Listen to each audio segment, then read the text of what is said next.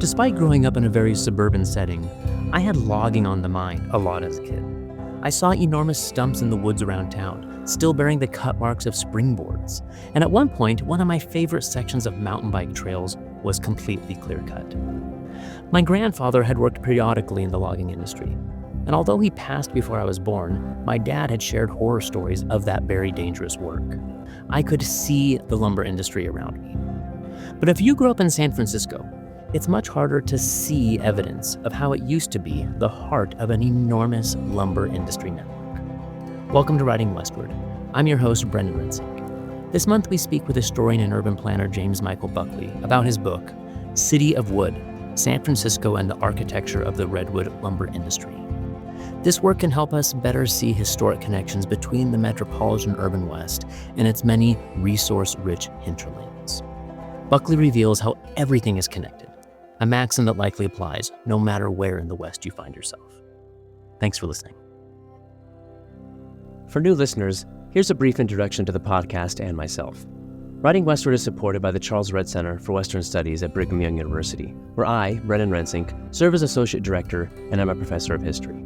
For better or worse, this podcast is a one-man operation. I'm the host, producer, sound engineer, and everything else, all roles for which I have zero training. But I am passionate about the North American West, and I'll take just about any excuse to read more books and talk to interesting people who are writing about the region. Each episode features a conversation with them, historians, journalists, novelists, poets, scientists, sociologists, and others. The goal of these exchanges is to spark your curiosity, to think more deeply about the region, its lands and environments, and the histories and experiences of the people who have called it home. If a guest intrigues you, you can find links to their work in the show notes or at writingwestward.org. And if you have a moment, please subscribe and leave reviews wherever you get your podcasts. Share links with friends. Follow us on Facebook and X or Twitter, and send in feedback. At the end of this episode, I'll include some more information about my own scholarship and about the Redd Center, our programming and projects, and funding opportunities that you could apply for. That's right, we may want to give you money. And with that, let me introduce who we are talking to this month and why. James Michael Buckley is an urban planner, recently retired from the University of Oregon, where he was an associate professor and venerable chair in historic preservation, and the director of the historic preservation program in the School of Architecture and Environment. Previously, he held teaching positions at MIT, San Francisco State University, and the University of California Berkley, where he earned a master's in city and regional planning and a PhD in architecture. He also holds a BA in art history and American studies from Yale University. In this episode, we talk about his book, City of Wood, San Francisco and the Architecture of the Redwood Lumber Industry, published in 2024 by the University of Texas Press. This study tries to uncover how the Northern California lumber industry tied vast geographies together, a sprawling so-called City of Wood, a network of natural resources, transportation, processing sites, and laborers spanning from the redwood forests of Humboldt County and mill towns like Eureka in the north to San Francisco some 300 miles further south. By tracing the redwood value chain and the multi-stage process of profitably turning timber into finished wood products, Buckley demonstrates how the historical development of metropolitan urban centers like San Francisco cannot be fully understood without a contextual framing that connects them to far-off, remote timbered landscapes. Likewise, the environmental, economic, and sociocultural histories of those peripheral hinterlands must be contextualized in the networks that linked them to San Francisco. As these companies grew and developed ever more efficient and profitable practices, changes in San Francisco or Humboldt County dramatically impacted the other. They influence each other's built environments and the experiences of those living there. This is so much more than a simple resource or commodity history. Buckley's innovative approach intersects urban and architectural history with environmental, economic, social, labor, and various other historical subfields.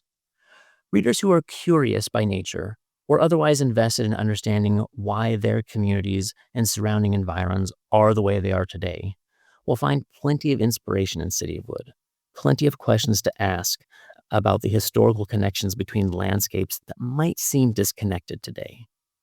Buckley's work can give Westerners new lenses through which to view their communities and help us more clearly connect past and present. Dr. James Michael Buckley, welcome to Writing Westward. Thank you. Thanks for having me. Tell us a little bit about your personal relationship with the West and kind of your personal history with the region. Sure. I grew up in Pittsburgh, Pennsylvania, but my family's all from California. My parents grew up in Berkeley, and my father had a corporate job that took him to Pittsburgh when we were little. And so I grew up coming out to visit the family every couple of years. And I thought, well, at some point, I'm going to move back to California. And I did. So I went back for graduate school and have been ever since. I've had some teaching jobs that have taken me to the East Coast and up to Portland, but we always maintained a home here. So I've been a West Coaster, tried and true, for a long time. And in your professional life, did you conceive of yourself? I mean, and you're still doing stuff. Do you conceive yourself as a scholar of the West? Is it a region you think specifically or uniquely about? Well, I'm always reminded when I talk to people on the East Coast that there's a lot to tell people about the West Coast. I don't think of myself as just a West Coast historian or a forest historian, but I do think it's important to give people the perspective that we have here because in other parts of the world, they don't understand the kind of unique history that we have out here. Yeah, I have a friend who teaches at William and Mary, and he likes to joke that he teaches students who think that Ohio is the West. Yeah. Uh, and There's a lot of that going around. yeah, and then there's a big blank interior, and then maybe there's a coast out there somewhere. Exactly. Right? Yeah, right. Can you tell us a little about your background as an urban planner and as a historian of architecture and vernacular architecture specifically? hmm I started out in art history and was really interested in buildings and thought about going to that as a career. And then when I came out to do graduate school at Berkeley in urban planning, I decided, no, I'd rather build buildings than think about them for a while. And so I became a housing developer of low income housing here in California, and did that for many years. And at some point in there, I went back and got my PhD in architectural history again at Berkeley. And took me several more years to realize, well, I think I'd like to try this academic thing. And so in 2009, I started teaching, and then I wound up coming back to the West Coast from Boston and teaching in the historic preservation program at University of Oregon. So it's all the same to me, but it's in different areas of the built environment that I've been working in. But there's probably other architectural historians that you associate with and, professional organizations, so forth, that don't have decades of experience, like as a developer, and actually doing urban planning. Like you said, you didn't want to just think about buildings, you wanted to actually build them. Has that Yeah. given you any unique insights, you think, into how you approach your topics? Well, I'd say in this book, for example, I think a lot about the business end of things and people who are investing, people who are constructing factories, people who are moving operations around various places to get the highest efficiency. So I think I'm more oriented to some of the business aspects of the built environment than other people might who are only trained within the more aesthetic or the more contextual aspect of them. When I think it was at a conference or something, I saw the book. I'm like, ooh, that looks interesting. And in my head, I was imagining it was going to be, because I looked and it said, you're an architectural historian. And I was thinking it was going to be just a lot about the aesthetics of buildings and of art, that side of architecture.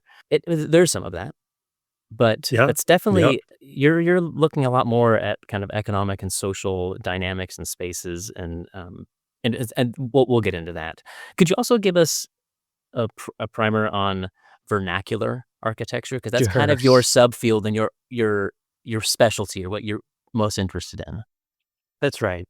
Um, Again, I was fortunate to go to Berkeley, where in the architectural history program, there's a lot of focus on the everyday world, not just famous architects, but the design and the inhabitants of just regular environments. So that vernacular is a subfield that refers to the building of everyday life. And there's some theoreticians that we use, but basically was started by a man named J.B. Jackson, who was not academically trained really. And he taught part-time at Harvard and part-time at Berkeley. And he was a student of what is called the cultural landscape and trying to figure out how social, cultural, economic forces lead to the, the buildings that we deal with all the time, grocery stores, factories, tract homes, all those sorts of things that we don't really pay that much attention to in the way we do to a building by Frank Lloyd Wright or Mies van der Rohe, but also have a lot to tell us about how people live and what their environment is like Because that's the architecture we interact with every m- day. every day, right? Yeah. I spent a couple years in Eastern Europe, and before I went there, my sister said, "Hey, make sure to take pictures of just your everyday living, like the piazza, like where you go shopping, and like don't just take pictures of like the cathedrals and this and that." And I'm really glad that I did because it does help me remember the kind of everyday feel of Hmm. my time there. Yeah, that's great. Um, Within vernacular architecture, are there others who are kind of pushing into these other more conceptual frameworks of thinking about social, economic, cultural spaces and not just the architecture itself? Or is this something unique that you're kind of pushing the field towards? No, I think everybody in the field is in it because of that opportunity to think about what are we learning from just walking around a town we don't know, or even the town that we live in, and trying to figure out how things change over time given various economic forces or social forces. So, and everyone in our field is doing something really different. So, someone might be doing um, modern suburban churches, and someone else might be doing factory spaces. So, I think everyone's looking for what's behind this ordinary landscape that we take for granted every day, but maybe we should look at further, trying to figure out what we can see that's going on behind the scene. So you guys are just all over the place. We are all over the place. We have it's called the Vernacular Architecture Forum, and every year we have a conference in somewhat bizarre places that most conferences wouldn't locate because we want to see it. So we were in Butte, Montana. This year we're going to Wilmington, Delaware. After that, we're going to Walla Walla, Washington. And in all these places, we're just trying to, there's only one day of papers and there's 2 days of tours. So really, we're going out into the world and trying to see what's there and talk to each other about what we see and compare notes with other places. This sounds like a good conference. I like this Yeah, idea of it's a good conference. more Yeah, tours, less papers. exactly. Well, let's talk about the city of Wood. Again, when I first picked this up, I thought it was going to be about it's going to be about San Francisco and how it was reconstructed after it burned down. Using redwood forests and whatnot. But you are talking about a much broader landscape.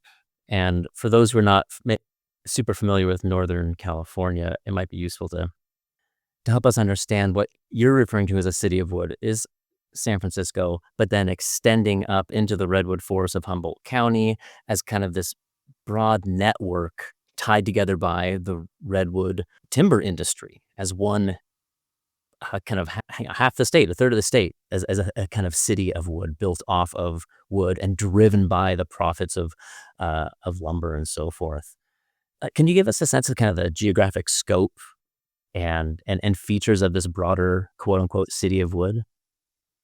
So I'm asking the reader to kind of close their eyes and think about San Francisco, what they know of San Francisco, but then imagine that the city limits aren't at the current city limits of San Francisco. They actually extend across space, across the region to this very specific area where the redwoods are located. The redwoods only grow about 30 or 40 miles inland in a narrow band from the Oregon border down to about Santa Cruz. And as I was investigating this topic, I kept coming across references to San Francisco in the work that people were doing in the woods, and became clear to me that people were thinking of this as a city of wood. It wasn't just what was going on in the woods and people uh, cutting down trees and milling lumber. They were also thinking about the market in San Francisco. They were thinking about their partners. Every redwood lumber firm had a partner in San Francisco who was gleaning market intelligence, who was trying to figure out new ways to cut the wood faster. So for me, this is really the connection, and that we're used to thinking about logging, mining, ranching as separate from the market, the urban market where the materials come to, but in fact, they're very connected. And so essentially, with San Francisco in the 19th century being the core of the West and all these materials coming to San Francisco, you can have a city of wood, you can have a city of silver mining, you can have a city of cattle ranching, all of them connected to San Francisco in that vector that connects the activity between the industrial work and the city. I'm sure there's some theoreticians who have some really precise way of describing this, but essentially that you're thinking of a quote unquote city as kind of a structure or an operating unit. Like, because what do cities do? They bring together capital and labor and resources, and they organize them into a certain framework that maximizes efficiency, makes things livable. And you're just extending that concept out hundreds of miles. Yeah, But because the system is operating as a city. yeah. So people say, "Can you summarize your book in a few words?" I say, "Yeah, everything's connected." That's not very exciting, but it's true. And the question is, how are they connected? And so I'm trying to point out that when people change the way they're cutting down the redwoods, it changes the space in San Francisco because different kinds of materials are coming, different needs are there, different people are doing them there. And essentially, I'm trying to trace how the industry is creating landscapes in various places. It might be moving from a kind of simple mill village in the woods into a big operation, corporate operation in the woods, or it might be where the owners live in San Francisco. They moved from the waterfront in the early days to fancy mansions in Pacific Heights, or where workers are living and working in the kinds of buildings that we're using to create lumber. So it's all connected in that way. And I should confess, I always try to confess early on my debt to other authors who've thought of this way. And of course, the main one is William Cronin and his great book, Nature's Metropolis, which is where I got the idea. And in his case, he's an environmental historian, so he's mostly concerned about how the city is ruining the countryside, that there's people in the city with the money or sending money to the Great Lakes forests, to the wheat farms, to the pig farms, are ruining that very pristine natural environment. And in my case, I'm interested in the other direction too. How does what happens in the woods as people are changing the way that they're harvesting redwood change the landscape within San Francisco? So I'm looking at it in both ways. This is an idea I think I want to come back to towards the end because this is like one of the most powerful contributions of your book. Like, yes, like Cronin's does. I think of like Arthur Gomez's book, Quest for the Golden Circle, which is about kind of the Four Corners region and linking the metropolitan to the hinterland and showing how it's all connected. And there's flows of goods and ideas and influence going in both directions. And this is a model that I think maybe we could chew on towards the end of thinking more broadly about how this applies to the West. I love that. It just shows, yeah, like you say, everything's connected. And you really could map out the quote unquote timber industry. And there's sites, not just in the woods, not just at the mill. There's sites of this network all over the place.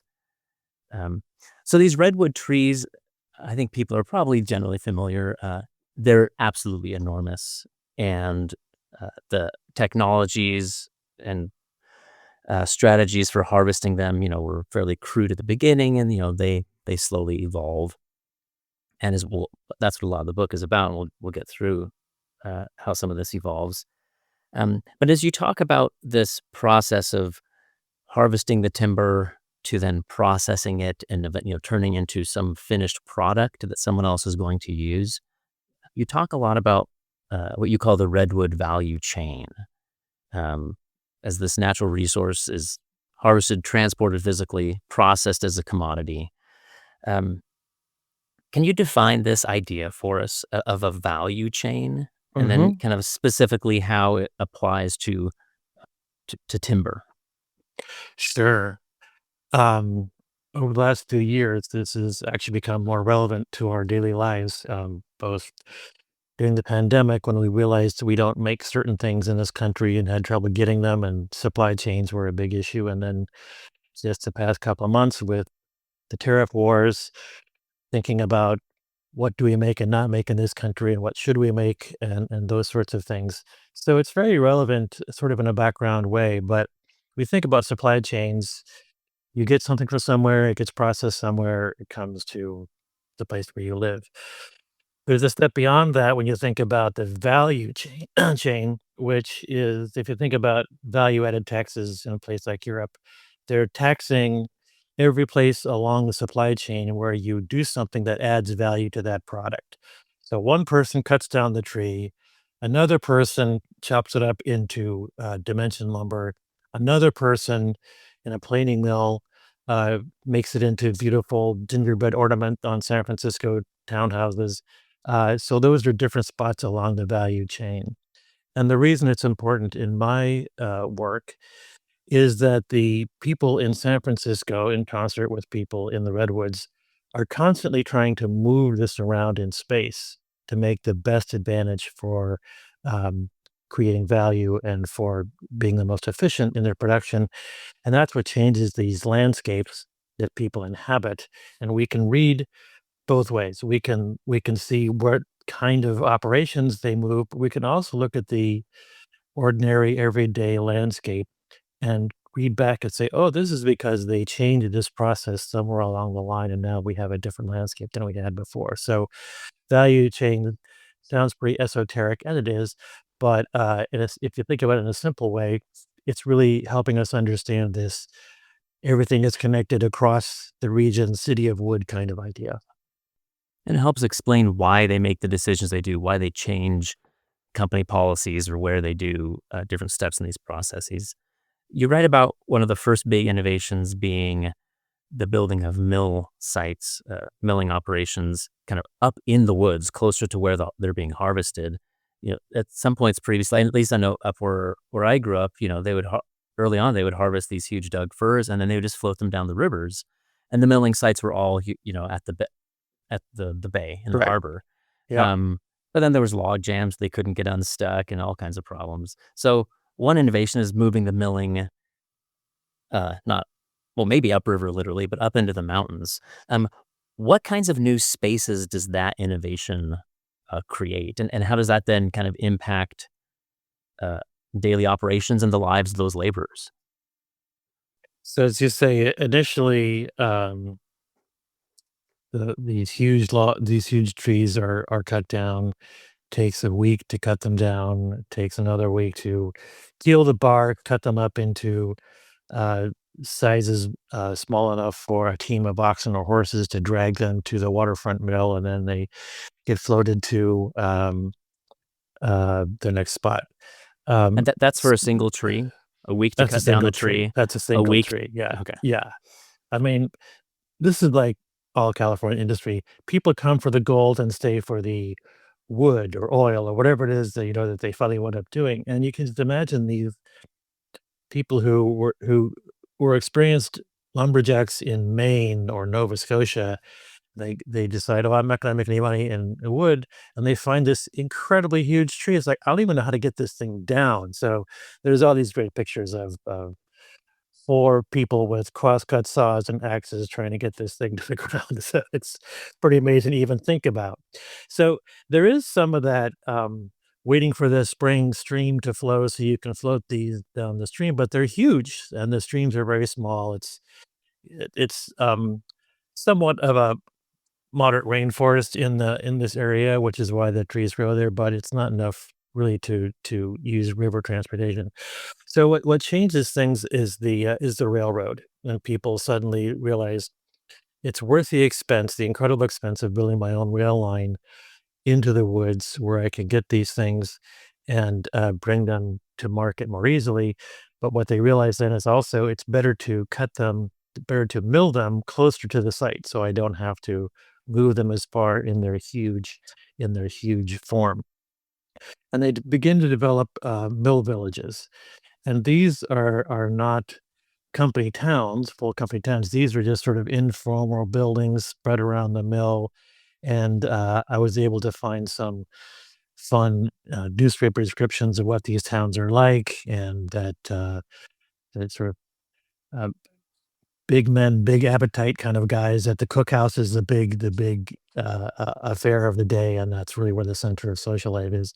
Um, so that's the initial kind of landscape for people in the woods, that they are working all day, and then kind of their life revolves around this informal village. But what the uh, company owners realize is, well, actually, if we can get these things onto rail cars, we can bring them into a central area, which turns out to be the city of Eureka, which has anywhere from 6 to 10 mills going at the same time. So there's some efficiency in bringing it there. And the problem that they faced in terms of transportation is that there was no rail line all the way to Humboldt County up into the Redwoods until 1914. There wasn't that big a demand, so there wasn't that important for rail lines to be built there. But also the terrain was very difficult. There are river valleys that kind of the cliffs cave into the stream, so it's hard to build. Um, so Eureka became the place where most of the lumber was milled and then put on ships that was brought into San Francisco.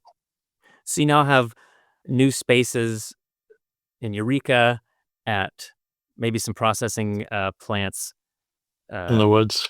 in the woods, and then actual lumber camps maybe farther in the woods. Correct. And I'm assuming some laborers are kind of circulating through all of these, right?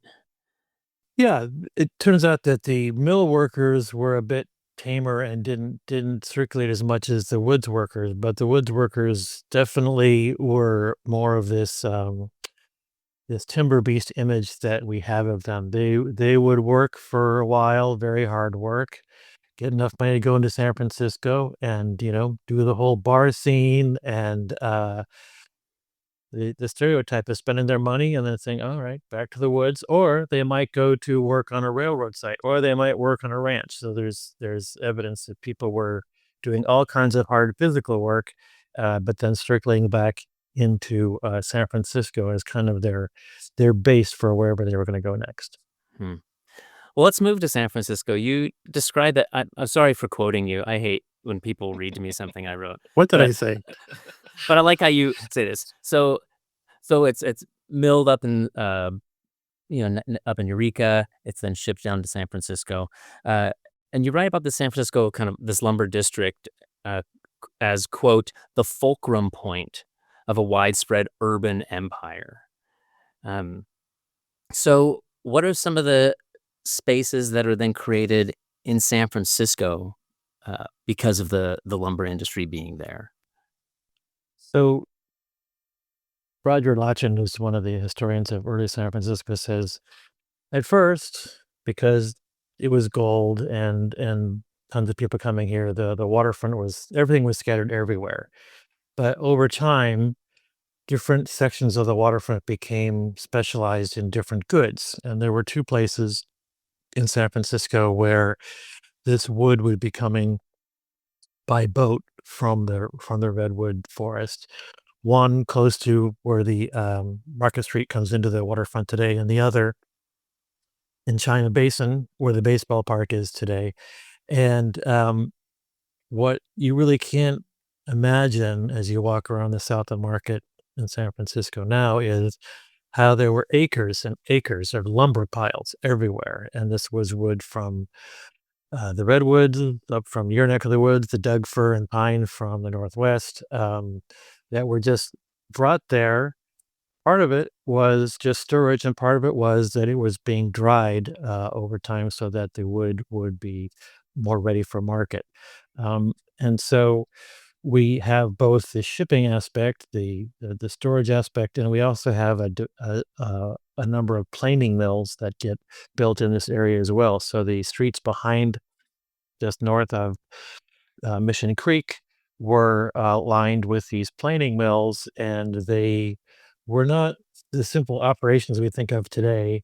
They were all kinds of different activities within the same mill. So I talk about the enterprise mill that has maybe 20 different operations within it. One person owns the mill, but he's subleasing to a stair builder or to a trim maker or all these different kinds of things. So it's not the kind of assembly line system we imagine these might be. They're one person doing some things and maybe they take it over to another person and they do it. So this is the kind of industrial landscape that we have in San Francisco at that point related to the lumber industry. So it's a nexus, a hub where these goods come in, but then artisans and all kinds of different companies come to that single space and then Right. go out with their goods. Right. And then they get shipped off to wherever they're going. How's the space different than, say, Eureka? Like, say, for the laborers, working. How is it different than being in Eureka or being up in a lumber camp or a mill site Yeah. up in the woods? It's hard to really understand the daily life of these folks, but you can imagine that a lumber worker, as I said, he's kind of short-term mentality. I'm going to come here, I'm going to make my money and work really hard.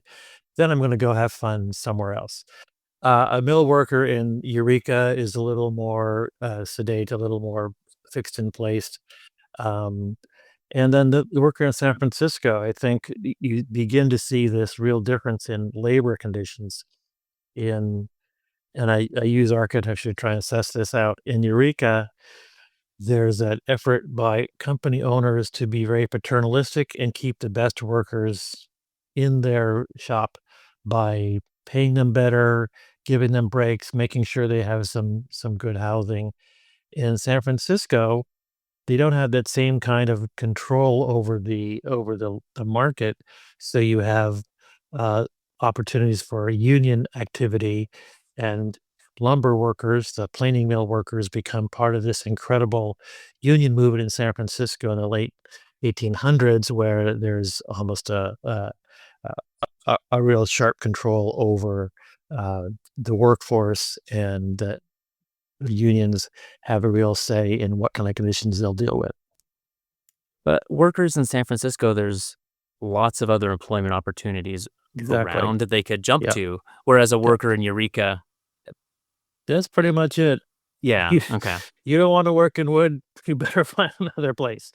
And, of course, the limited number of firms in a place like Eureka, so the company owners talk, and it's pretty easy to get blackballed, I assume, in that kind of a situation, whereas you point out in San Francisco, if you can operate a machine and planing mill, you can probably go over to a machine shop and do something else in another field. So, there's a different range of opportunity for somebody in San Francisco.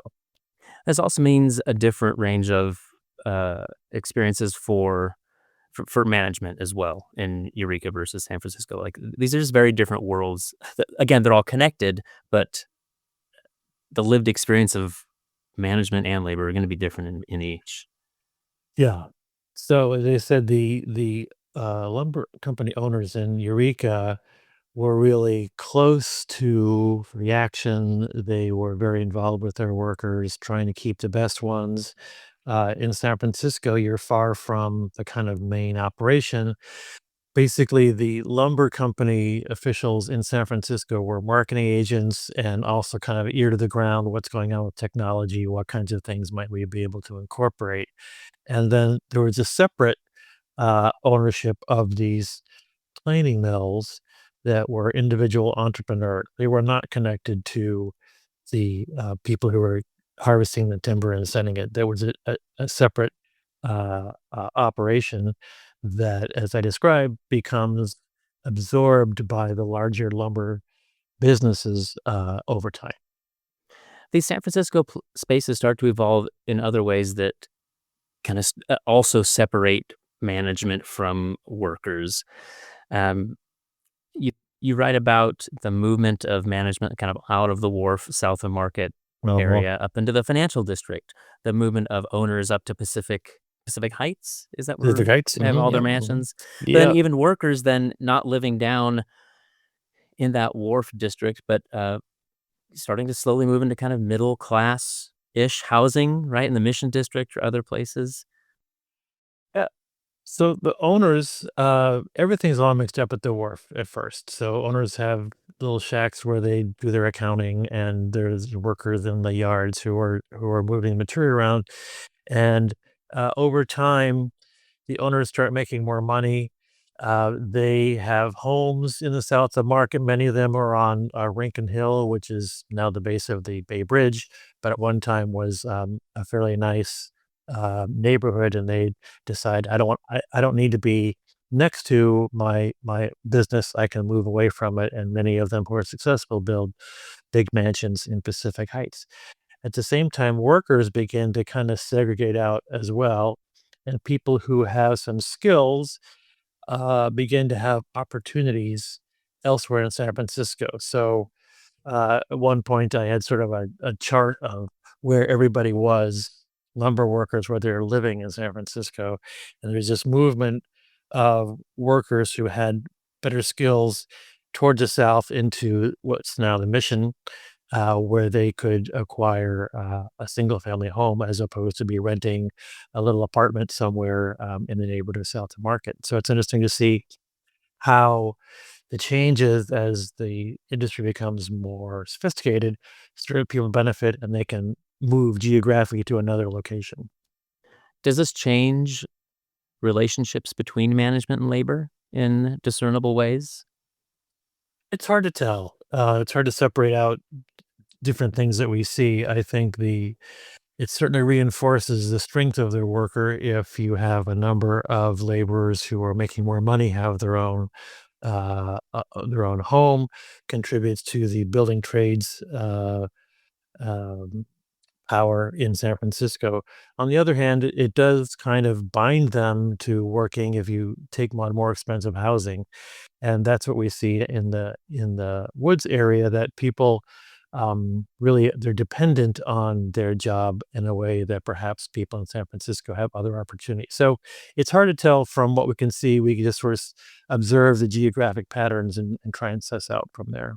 If only they had all left us nice journals and diaries and letters and archived them carefully. This is the Uh, problem of trying to understand the working class and their environments. And I was so pleased to find one diary of a fellow who worked in a lumber yard, and he gives vivid descriptions of what's going on, including the day that a piece of wood snapped and hit somebody in the face and put a hole in his cheek. It's like, oh, okay, there's danger. There's danger in this work.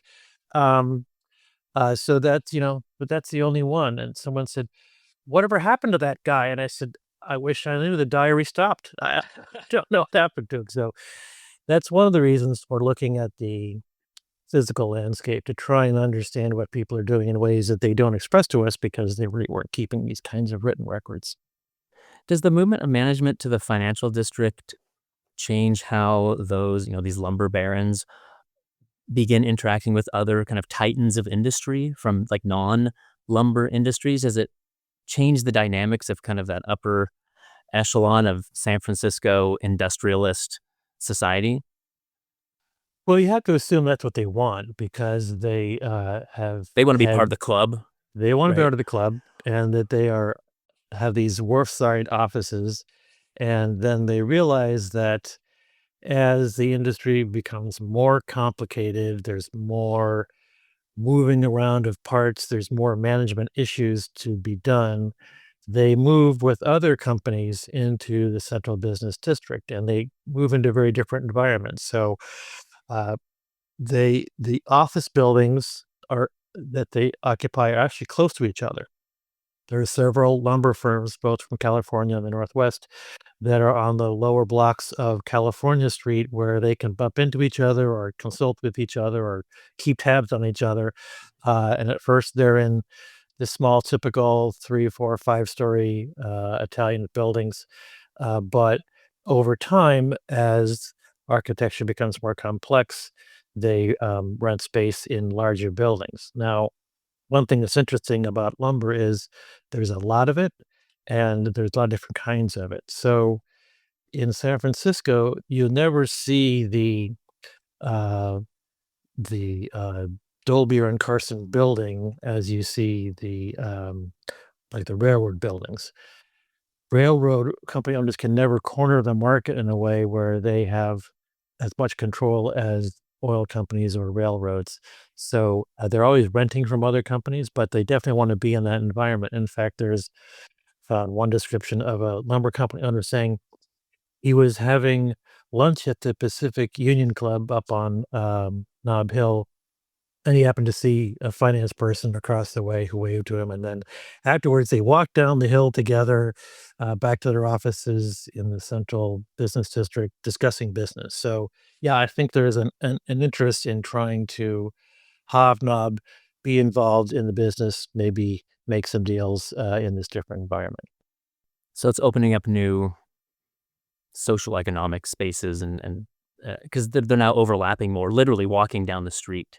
Yeah, and I think separating the inner workings of production from the finance and management aspects of it. So sort of what we see today, the complete financialization of American industry, what we do here. So that's a very early version of let's separate our brain power from the physical muscle power at the waterfront.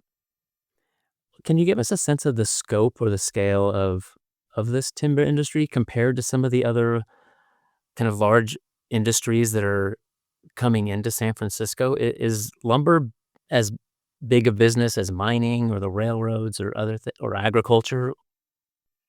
Lumber was one of the top 10 industries in California from the beginning, from the 1850s through the Depression, basically. Usually, the lower end of that shows for 6, 7, 8. So yeah, it was a big business, but it was also spread out among lots of owners. There are lots of forests. The redwoods were one particular kind, and they had their own market for their work. But there were other kinds of woods and other companies, so it was hard to corral, a significant amount of business. Hmm. But in total, they were a big part of the California economy, yeah. You also write about how the dispersed nature of this industry from Humboldt County down to San Francisco, I mean, down to LA. You talk about how at one Mhm. point they moved some of their operations down to transportation hubs near Los Angeles. Um, the fact that it's so dispersed makes it hard to corral labor as well, or it makes it hard for sorry, I mean this in the opposite. It makes it hard for labor to kind of organize, unionize, like United Mine Workers or uh, industry wide because Mm. it's so spread out and there's so many different levels of unskilled and skilled labor. Um, 'Cause this is one of the effects of this dispersal of the industry. Yeah, it's true in the woods because these woods camps are all over the place, and that's why in Eureka, company owners were so intent to be paternalistic to their employees because that potentially was a place where people could do some cross-firm organizing. There's a great book by Dan Cornford at San Jose State about the labor, movements in the redwood forest and basically says there aren't any. There's one big effort to try and make a strike in 1907, fails. There's just too many variables, and you can't make it work as opposed to in San Francisco where the people in planing mills join with people in machine shops, join with people in other building trades, and organize this incredibly powerful union movement. And what was interesting to me was to see there's a connective tissue of sailors, and sailors have their own organizing history, and there's some effort by some of the sailors.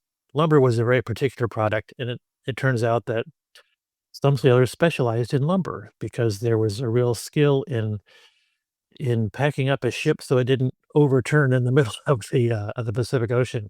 So they had their own sort of guild, and there was some efforts by those sailors to help organize in the woods, but again, they just couldn't overcome the difficulty of doing that. So we had very different labor conditions in the different parts of the industry.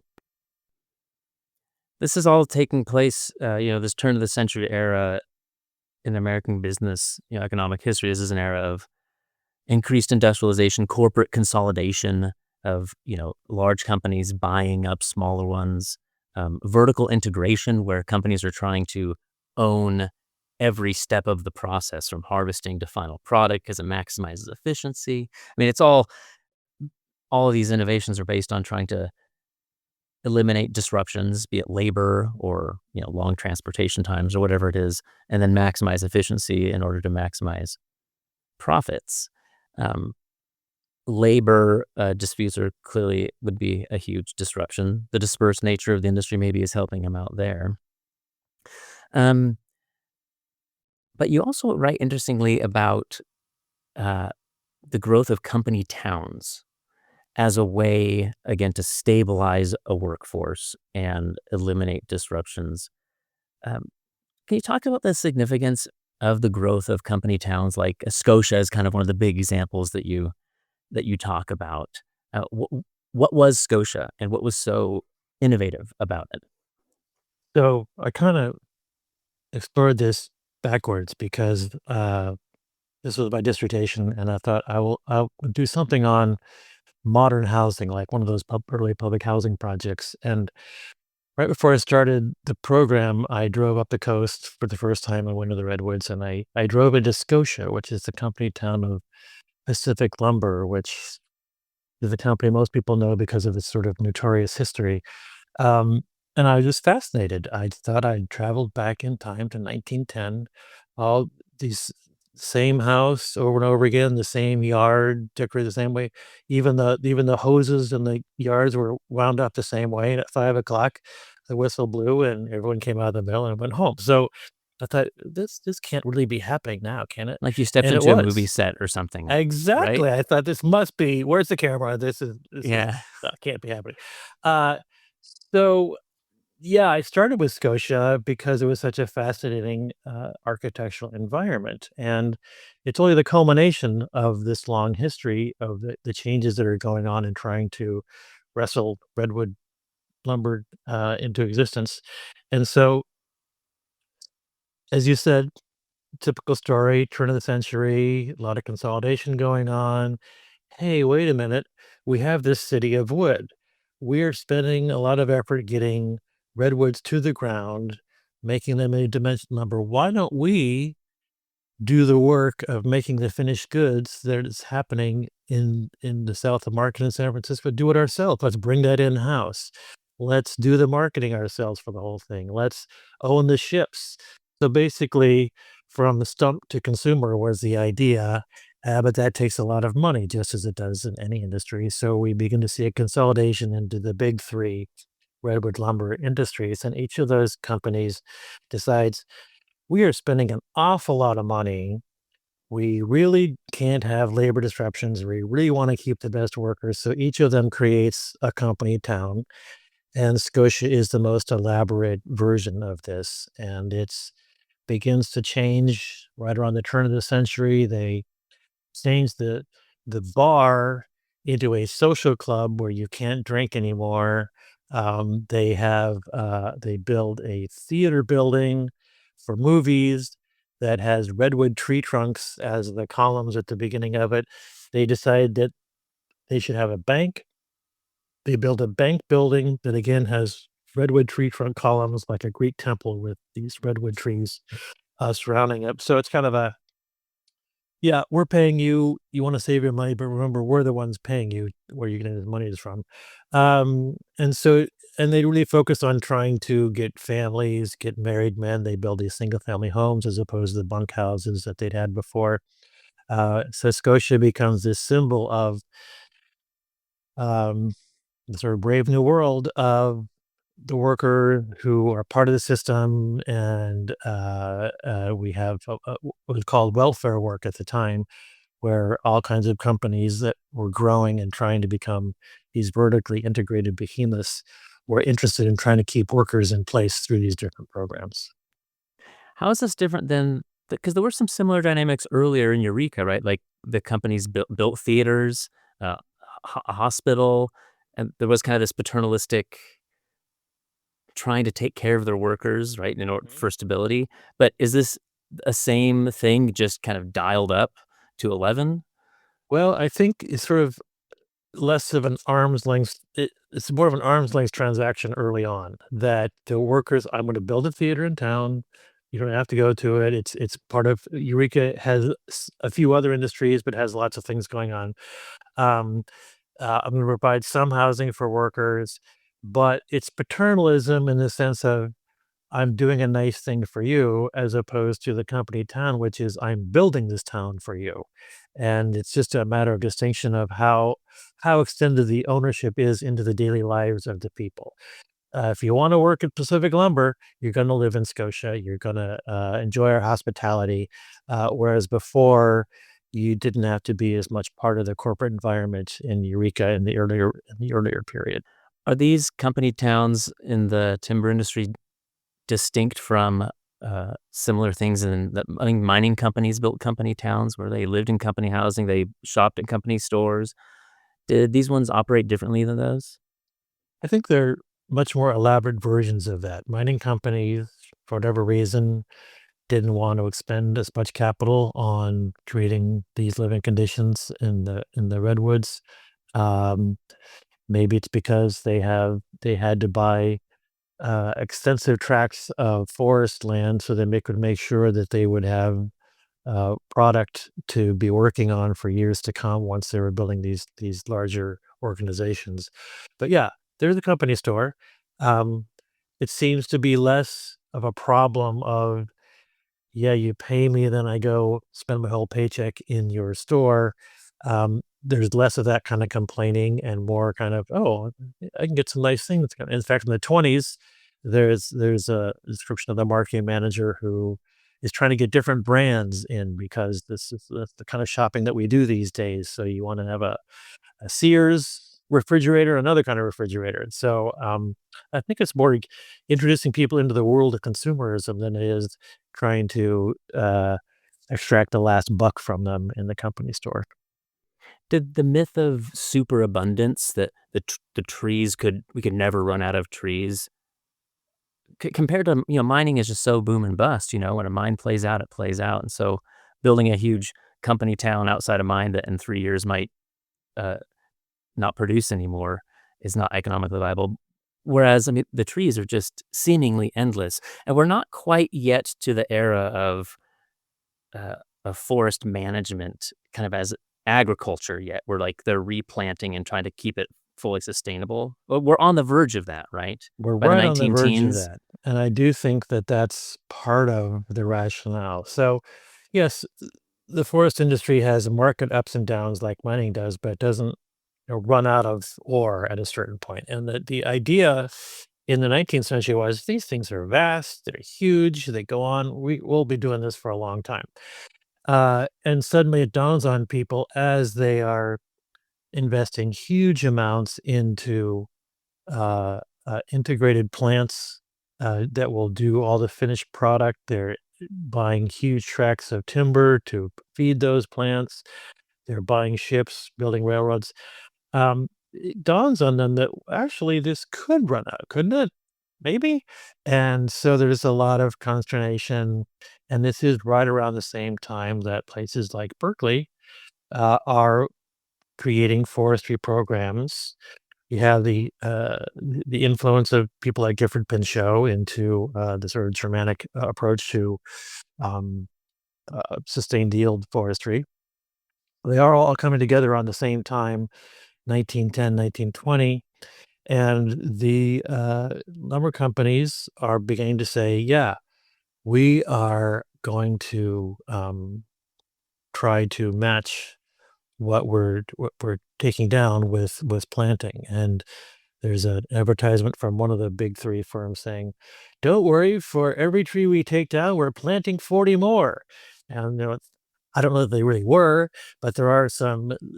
Pacific Lumber establishes a nursery to try to develop better kinds of trees.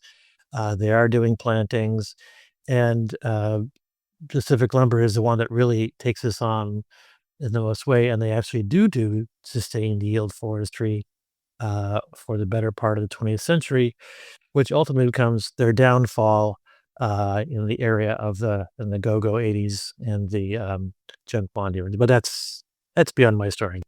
Yeah, because in the junk bond era, like, companies get bought up and then they just cut it all down. Like, they strip the company for parts, strip its land for trees, Yeah, and move it's on. best, no good deed goes unpunished in this case because they're doing the sustained yield, which means they have a huge stock of trees they're not cutting down, and the junk bond dealer comes in and says, "I'm going to cut this down as fast as I can to pay back all that I put in to buy the company," and that's when things really go south. And Pacific Lumber ultimately is bankrupted, and the whole thing comes crashing down. For every boom, there's always a bust. So, even with these sustainability efforts, I mean, for every one tree we cut down, we plant 40, but leaving out the key detail that one tree took 1,500 years to grow to Yeah, that there, size, right? there's that. It is Um, interesting that it turns out redwood is fairly fast growing in its early stages, and you can harvest a tree for marketable material within 40 or 50 years, but it's not a tree that's 25 feet wide and 300 feet tall yeah. and hasn't been around for 300 years. So yeah, But in some ways, the small ones might be, like, per acre, might be easier to harvest and more. I wonder if they get actually in the end more acre feet of finished lumber for cheaper with more moderate sized trees. I don't know. the old growth is so prized because redwoods, and this is why redwoods were of such interest to begin with. They have their tree trunks are so tall, they don't have branches until the very top and the crown. So you don't have knots for like 250 feet worth of tree. And so you have beautiful heartwood that That's has a lot its of own clean lumber. qualities. A lot No of clean knots. lumber, No, yeah. and it has some qualities that are uh, insect proof and to some degree fireproof. So it was very popular for building materials and other kinds of things like that. Well, going back to this idea of things busting, although Pacific Lumber, it's almost a full century later. But what happens to places like Scotia or the Wharf District in San Francisco, Eureka, who have become so dependent on this industry? What happens when there is an industry downturn? Or say when Pacific Lumber decides, hey, we're actually going to not do all the finished product in San Francisco. We're going to do it up in Scotia, right? So what happens to the places that are then left in the wake of these decisions or market downturns or whatever else, what other Yeah. disruptions there are? So going back to the idea that everything is connected, yes, when Pacific Lumber and other firms decide we're going to build stash and door factories and trim factories right here at our mill, that sucks the life out of the South of Market lumber industry in San Francisco. So all those planning mills go away. Um, and so they get absorbed into the operations in the woods. A couple of companies also decide to move the operations not to the woods or the city, but to other places. There was a huge, I was fascinated to learn that there was a huge redwood manufacturing plant near the city of Pittsburgh in the San Joaquin Delta, middle of nowhere, but they moved everything to that spot because railroads could come there and they could meet up with the deep sea ships that were coming through uh, the delta there. Also, a huge operation in Los Angeles as well. So yes, this is this is moving things around. This is destroying the industry in some places and building it up in others. And so the industry leaves San Francisco is built up in these other places, and it just changes the dynamic of what's going on in these locations. So do we have places like Scotia that are just like abandoned Yeah, what used to be like very elaborate communities are now mostly empty? Yeah, so Eureka, uh, dependent on lumber, all these things go on, and it's really isolated. There's no superhighway to Eureka. You have to really want to go there. It's a long, lonely road on 101. So yeah, it's been pretty devastated. It's not a thriving community. It's a nice place, but they really don't have a good economic base. Scotia uh, was operated by Pacific Lumber until about 10 or 15 years ago when it went bankrupt. And so it's fascinating to see that they have sold off the town. The town was for sale, and they have been selling off the homes. Some workers who are still there's still a mill there operating on a more limited basis have bought those homes, but over time the town will change because then they don't have the it's not regulated by the company anymore, that people will be making changes to their homes. It will no longer be the cute little company town, and that's probably for the good for the people who live there. But, it's not a thriving place. The marijuana industry did very well for a while until it became legalized in California, in which case they kinda lost their grip on that market. So, it's not the happiest place, and you can see the devastation that, results from it being so dependent on one industry for so long. I've spent a little bit of time up in that region, and there were some hard scenes where you could tell, oh, this is a region that's that's gone through some stuff, and hasn't fully Absolutely, recovered. Yeah. absolutely. Well, to zoom way out, is there anything about all of this that you think is uniquely Western, or could we tell very similar story, you know, elsewhere in the country with other industries? One thing that strikes me is that many industries are kinda spread out, and so I'm thinking of farming towns. So you have locations that kinda get developed because they're within a certain day's drive or train ride from a market or so. So and a lot of our industry is spread out different places.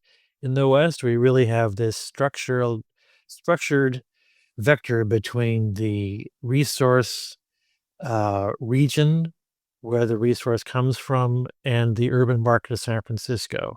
So the West isn't really developed across that moving frontier of Jackson. It leaps over to San Francisco, which kind of is the connecting point for activity across the Northwest, Rockies, Southwest, and that breaks down over time. But the West doesn't develop in this kind of classic idea of farmers moving further west that we have in the mythology. But the lumber industry kind of shows us that no, it's a very different model, different dynamic, and that's kind of what's different about the history of the far west. Are there tips that you might offer to, you know, Westerners who read your work and want to think critically about where they live in the West and to think critically about like, well, what are the bigger resource networks that built, my city, or what else am I connected to? If everything is connected, um, how can we better kind of view the landscapes around us with that analytical eye? Well, again, I think the physical landscape helps clue us into some of those connections. And if you look at your town and you see that in the manufacturing district, there's certain kind of things that are being done, or if you feel like you're affected by the ups and downs of different kinds of industry, might be ranching, it might be farming, you can see where you might be vulnerable and where you might want to try to pursue some diversification or bringing in other kinds of activity that you don't really have in that town. But part of the problem with industry that's based on natural resources is you're kind of tied into the location and you can't do a whole lot to change that. Trees are where they are. Gold ore is where gold ore is. So this is not something that's really you can move around. If you're in a different industry somewhere, you might say, I'm going to move my plant to this other town that has more people, but you really can't do that with the physical natural resources based industry.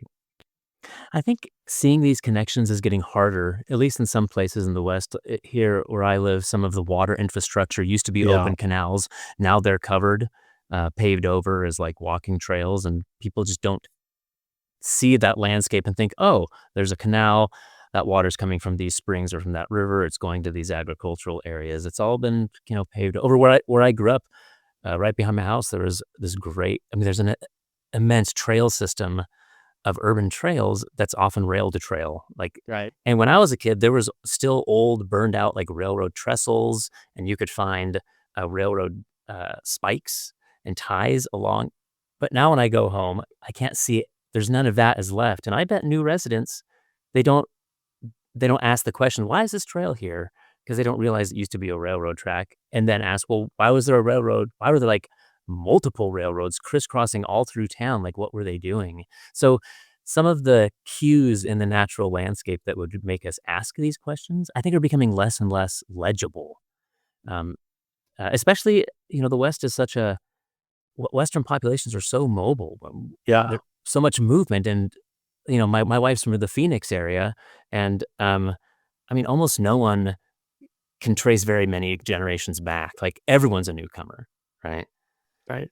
Yeah, I think it's a very ephemeral landscape, and the same is true in both San Francisco and Humboldt County, that the lumber landscape has really disappeared, that you really have to be an archaeologist to find traces of lumber in Humboldt County for the most part. And in San Francisco, it's all given way to the new industrial domination of the tech industry. And you can think about the 19th century planing mills as a kind of tech industry in its own way, and that they were co-locating because there were new kinds of saws being made to uh, cut these huge tree trunks. There were different kinds of innovations that people were kind of gathering around in the South of Market, but all that's gone, and you just can't even imagine these piles of lumber that are now where all these new high tech companies are located. Well, can you tell us a little bit about what you're working on next? You've retired. You're I am enjoying the good retired. life now, I am but indeed. but apparently you're still working on some stuff. So what should we keep our Yeah. eye out for?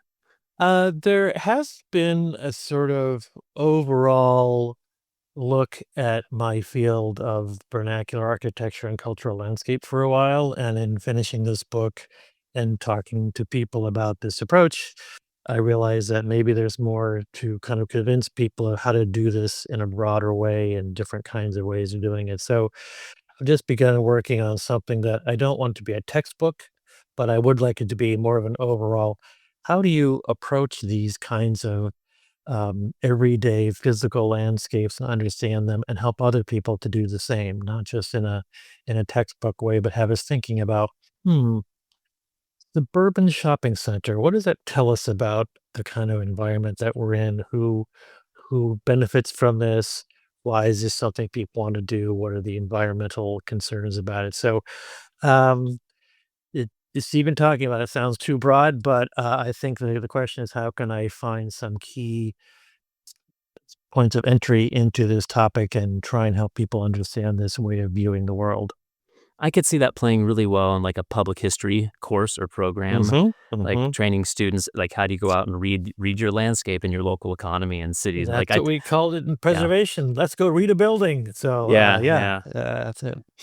Oh, that sounds great. Well, Jim, thank you so much for taking some time. Congrats on the book. I also would say that um, I really like the aesthetics of this book. It's really beautifully done. I don't know if you chose like the typeface and the layout, but um, University of Texas Press, I have a few recent ones from them that I'm like, oh, they're making some really nice looking books. They're making great books. Robert Evans, who used to be at Chicago, has just taken over, and he has lined up everyone who's anyone in the sort of urban design fields. And as you say, they do a good product.